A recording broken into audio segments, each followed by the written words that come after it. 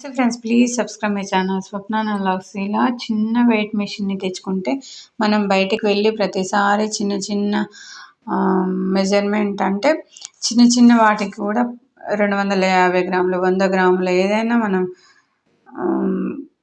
కరెక్ట్గా మనం చూసుకోవాలి.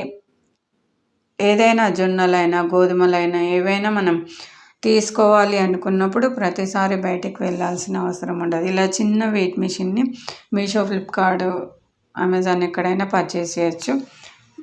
చాలా రీజనబుల్ ప్రైజెస్లో దొరుకుతాయి.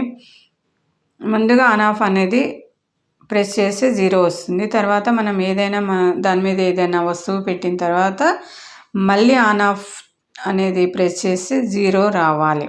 0 వచ్చిన తర్వాత దాంట్లో మనం ఏ వస్తువుని వేస్తామో ఏదైనా జొన్నలు, సజ్జలు ఏవైనా మనం వేయాలనుకున్నప్పుడు వేసి జోకితే